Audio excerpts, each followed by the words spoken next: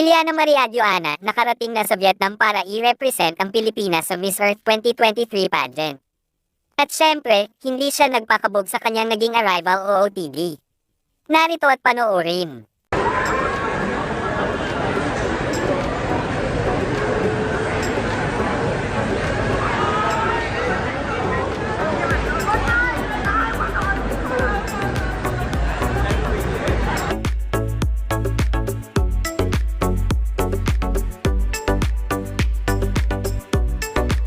Mabuhay from the Philippines and Cynthia, Vietnam.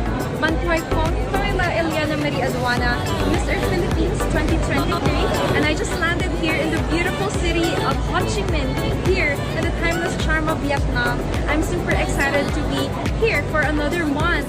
And so for our Miss Earth 2023 competition. Thank you so much. Come on, TNA Entertainment and my Miss Earth family.